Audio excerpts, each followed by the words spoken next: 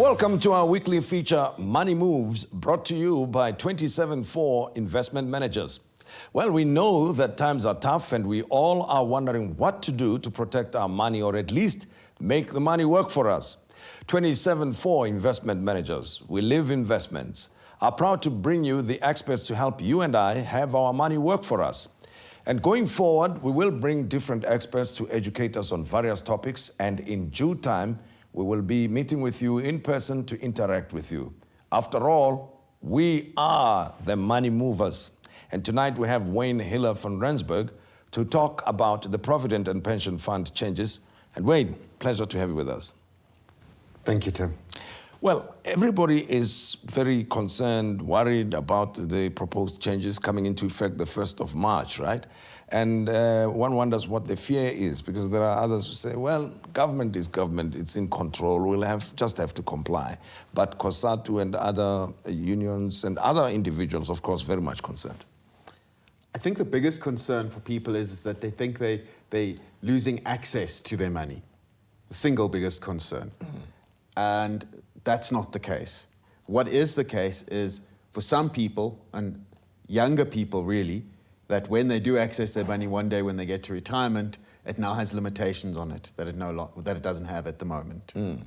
That's the main concern. That is, But younger people are going to be affected more than those who've had their pensions for some time. Please explain the difference there. okay, the big difference is the way the law is structured is it affects people who are younger than 55 on the 1st of March, differently from people who are older than 55 on the 1st of March. Yeah. So that's number one. Number two is it affects people who are Provident Fund members. Okay. Other people, there are really no changes as far as their access to money is concerned. So if you are younger than 55 on the 1st of March, but your Provident Fund matures this year or next year, what happens? The new regulations will kick in, or what's Maybe I'll give an example and then we can work from there. Yes. So say I'm 30 years old on the 1st of March, right, and I've saved up 100,000 Rand in my Provident Fund. I retire when I'm 55. From the 1st of March, everything that I've saved up is like a pension fund. Everything that I've saved before the 1st of March is like a Provident Fund. I see. So when I get to 55, what can I do? That 100,000 I saved when I was 30 years old has now grown to 1 million. My other money that I saved after the 1st of March is also 1 million. Yes. So my benefit is 2 million. Right. With the Provident Fund, I can take all my money and pay tax and do with it what I like. Well, Wayne, the reason why I'm trying to establish who gets affected by these new regulations is because a lot of people have been taking their pensions or providents out, cashing them, because they believe that a substantial portion of that money will have to be held in preservation. So before we actually take this conversation further, I want to understand the new regulations. What do they entail anyway? I think the important thing to understand here is that the new regulations, as far as your access to your money is concerned, deals with retirement. When you get to retirement. Yes. When you're 55 or 60. Yes, that's when the effect of the regulations That's what these new laws are about. Yes. It does nothing to do with what happens before you get to retirement. That's number one. And your access to money. But the one that I've picked up, I've heard about, is the fact that you are now required to keep, going forward that is, to keep a substantial portion of money in preservation than before. Explain that. Okay. Let's have a think about it. Many members, say for example, you're a member of the Government Employees Pension Fund. Right. Not that fund's affected by these laws, but just as an example. Yes. That's a pension fund. And when you get to retirement, what the new laws are telling us that you have to do, you need to do in any case. What it means is that I've saved up 3 million Rand in my pension fund. Yeah. When I get to retirement, I can take 1/3, so 1 million Rand of that in cash, and I pay tax on it, and I get, say, 600,000 after I've paid the tax. And with that 600,000, I can do whatever I want to. Yes. Buy a house, pay my debts, invest it. Yes. The rest of that money needs to be invested to give me a monthly pension. Yeah. So that's what the new law is saying. It applies to everybody going forward. So you've got to take a particular portion, it's prescribed? That's it. And what is the amount? I mean, in percentage terms, a portion. So it's 1/3. Okay. So like the example, you say if it's 300,000, you get to retirement, you can take 100,000 and you have to invest the 200,000. I see. But is it the 1/3 that you can take out, or is it the 1/3 that you must hold back? You must No, keep the 1/3 you can take out. I see. So See, the 2/3. majority, the 2/3 you have to Yes. invest. Yeah. Now, the argument that I've heard from those who are very unhappy and opposed to the new regulations is that they see the Provident Fund as a means of saving for big ticket items. And therefore, the understanding and the fear is that it will interfere with that. A typical example given is that people do not own homes or do not buy the size of or types of houses they would like to live in, and this was a means for them to buy those types of things, or even buy a new vehicle cash, that with preservations coming in, they will not be able to do so. So I think the answer there is that and it's probably a show that you're going to have somewhere in the future. Yes. It's talking about our social protection, social security system as a whole. Because pension and provident funds should really be there to help you save for retirement. Right. And for income in retirement. Yep. What you're telling me, and I think what the reality of our country is that for many people, they're not. But here's also the complication, which speaks to, and you addressed it earlier on when we started the conversation, is that people who already have these amounts in provident funds think that they will be affected. I'm asking the question so that we can clarify properly how this works. That if you have a provident fund already before the 1st of March, all the contributions will not be affected by the new regulations. That's correct. So let's go back there. And I think the important thing to understand is that these changes do not affect you before you get to retirement, as far as the access to your money is concerned. Yes. What's happening at the moment is if I'm 45 and I resign, I can still have access to my money. All of it. I can take all of it, pay tax and lose all that benefit. That has not changed. What has changed is when I get to 55 and I choose to retire, everything that I've saved from the 1st of March, that 1/3, 2/3 rule applies. Everything I saved before then grows, and I can still take all of that as a lump sum. All right. How should one then plan for retirement with all the changing regulations? You know, what sort of information do you need, advice would you give to people who are contemplating participating in these funds? I think most of us who are members of retirement funds are probably there because our employer forces us to be there, which is not necessarily a bad thing, because if we didn't have to, we probably wouldn't be saving. Yeah. Then, secondly, now that you are saving, when you are a member of a provident fund, you have the potential to access all your money as a lump sum. Yes. Like you were saying, and people use that for big ticket items. Yes. The reality is that you should be saving that money and probably not cashing it in and paying high amounts of tax, and actually using that money to generate an income, monthly, yearly, whatever suits you in retirement, so that you actually have a pension. Right. So, but you know, pensions, provident funds, I learned that the new laws seek to do away with the confusion between the two. Is that one of the intentions of that is one of the intentions. So it's much going forward, they would mean one and the same thing, right? Exactly. It's much simpler to explain what's happening from the 1st of March. But currently, the difference between provident fund and pensions? So, I'm going to throw retirement annuities in as well, just as a because that's part of the whole story. Sure. So, a provident fund is a thing on its own. Yeah. A pension fund and a retirement annuity you put in the same category. So with a provident fund, what the law allows you to do is I get to retirement and I can take all my money in cash, pay tax, and do whatever I want with it. Yes. With a pension fund and a retirement annuity, whatever I've invested, I can take up to 1/3 of that in cash, right, pay tax, and do whatever I want to. Yes. And with the 2/3, I need to invest that to get a monthly income or a yearly income, depending on what you need. So basically then Provident Fund is being changed into what has the same features as a retirement fund or a pension fund. That's it. Okay, and will the names change, or are they going to still be referred to as Provident Fund, Retirement, Annuity, and Pension? I think over time the names are gonna change. The only reason that they're there at the moment, and I don't think people actually understand what the differences are. And of course, the debates are still ongoing. We'll have to explain the details of these developments going forward.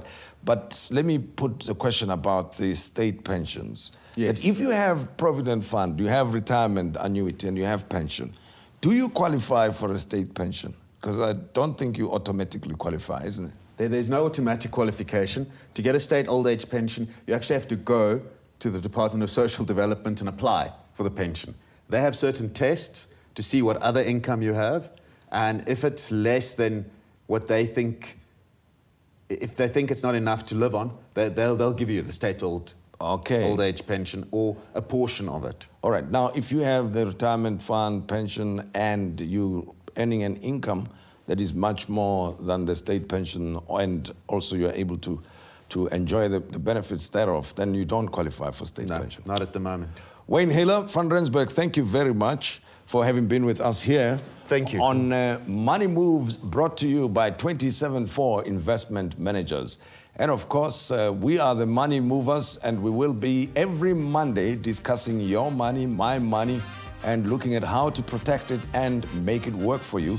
And experts such as Wayne will join me here on Tonight with Tim Modise.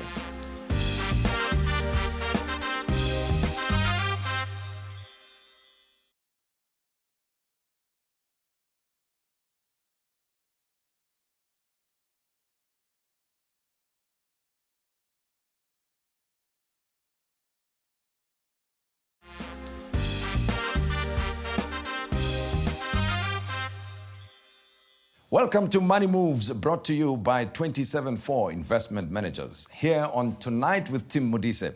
And this is where we discuss the management of your personal finances and where we make your money work for you. Recently, we discussed the new Tax Amendment Act, which deals with pensions and provident funds and the controversies around it. It was meant to be implemented from the 1st of March, but now a few changes have been made to the implementation process. And to discuss the implications of this, I'm joined by pension expert Wayne van Rensburg. Wayne, good to have you back here. Thank you, Tim. Well, I'm confused because the way I understand it, bill has been signed into law. It's supposed to be implemented the 1st of March, and it's just around the corner. So off we go, and that's about it. But somehow it looks like the implementation process has been affected by changes that have been made. I'm not sure, I'm confused.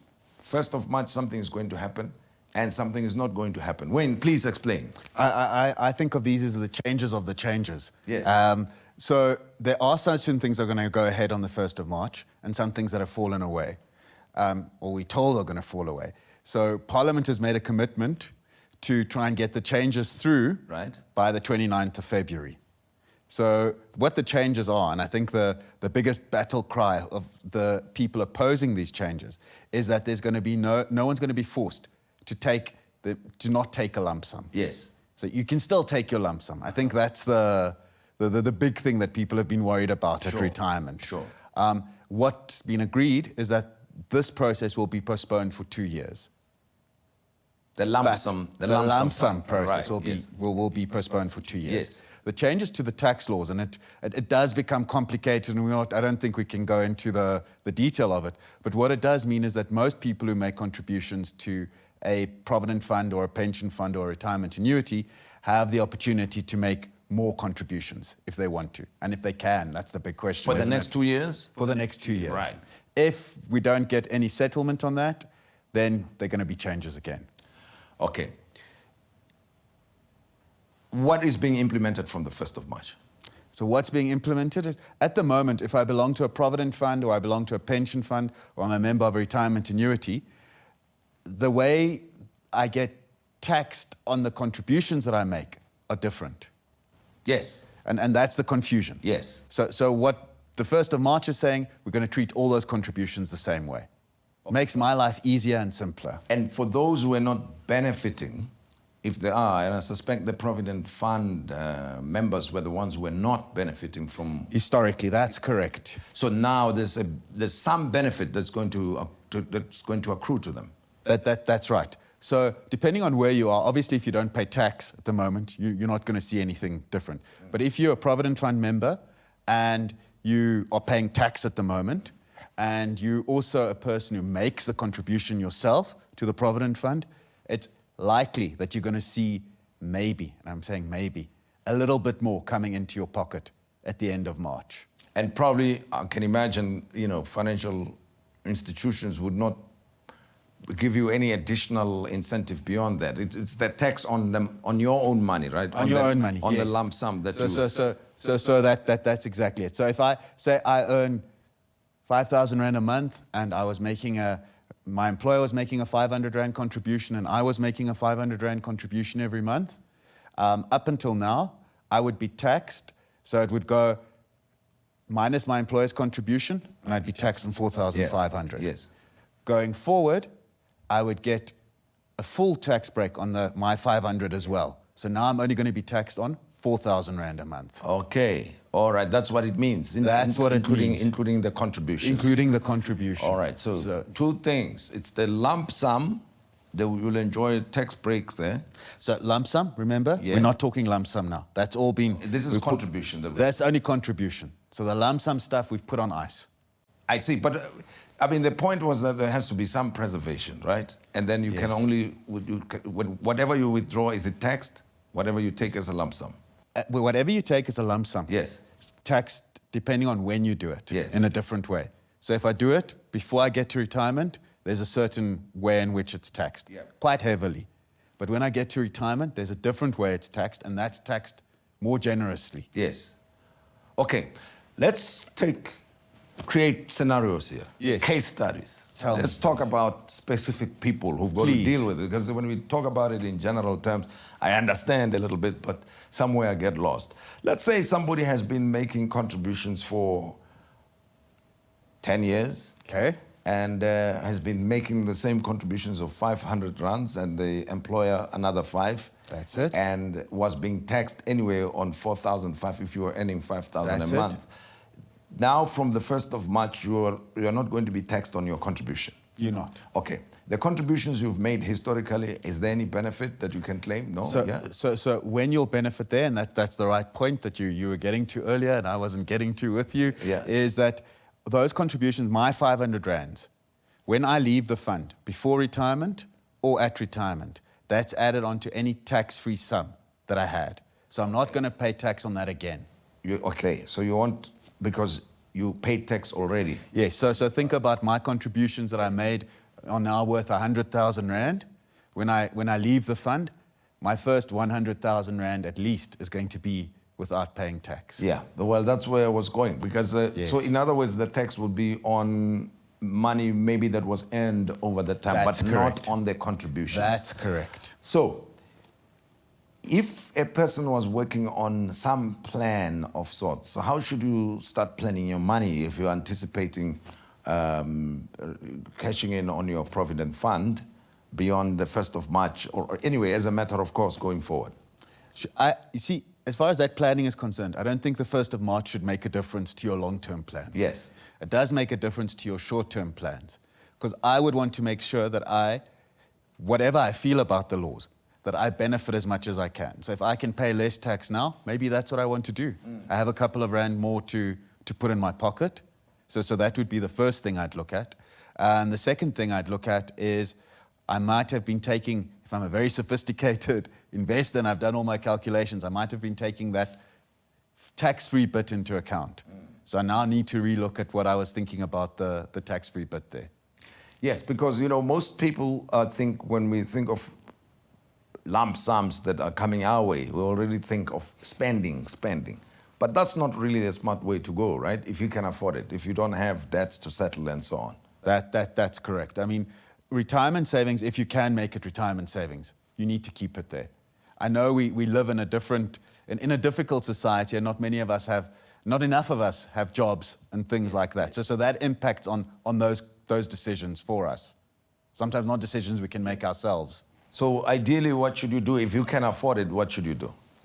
If you can afford it, I think you should tell yourself a story. I'm earning, say, 10,000 Rand a month now. Yeah. I've done my sums, and when I get to retirement, I know I'll be able to live on 7,000 Rand a month, just as an example. Yes. Then I must make sure that whatever I'm investing and saving now will help me get to that 7,000. Okay. In the same value somewhere in the future, taking inflation into account and all that sort of stuff. All right. So think about it as the income that comes to you even during your retirement. That's it. That more or less matches your lifestyle and quality of life now, if you can. If you can. Right. That's the ideal. Sure.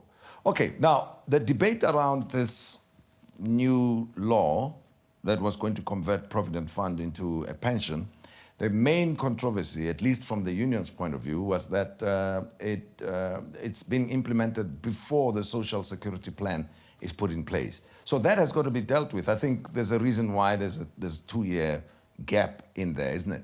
I agree, and I'm excited that there's momentum in this again. I think we've started, and I think we may have mentioned this before, is that we started properly in 2002 to try and address this issue, and we're still working at it. What is the social security plan that they're talking about? How is it going to work? In most societies, and if we have to get a bit highfalutin, and stop me if I'm losing you, is just that the World Bank, I'm not saying that's a good or a bad thing, but they have a model. Yeah. They're saying that, you need to have a basic level of income and protection for all citizens in your country. Number one. Okay. Number two, for those who can afford it, help them save and encourage them to save a little bit more so that they don't just have the basics. And then then number three, pillar number three is like those people who are rich. Why tax incentive? Why give them a tax incentive when they're already wealthy? They're benefiting more than everybody else in society. So I think the big question with social protection or social security is that we need to understand what that first bit is. And we are guided, because I think our Constitution says to us that everyone should have at least some form of decent living. And what that decent living means is an important debate. Yeah. And all the role players is an important debate. So the various projects that have been there to discuss social protection have tried to get to who's going to do what. Is it government that does it? Is it government and myself? Is it government and industry? Who are the role players? But I think the first question is, what is it that we're working towards? So in a sense, I'm just imagining, it's like setting up a fund of sorts that's ring-fenced for purposes of creating social benefit for citizens, depending on the socio-economic class they belong to. Employed or unemployed? Unemployed, so all citizens. Yes. Or maybe let's be even more liberal and say all people who live in South Africa. Right. That might be a political statement, but all people living in South Africa need a basic standard of living. I get it, because obviously some of the social benefits do not go to people who are unemployed. You are unemployed and you are not retirement age and you don't qualify for social grants. You are excluded completely. And there's okay, I get it. Wayne, thank you very much. I appreciate it. Thanks for talking to us. Thank you. Right, and that's Wayne van Rensburg explaining the new changes that have been mooted by government. And this is on Money Moves, brought to you by 27/4 Investment Managers. And of course, we want to make sure that your money works for you.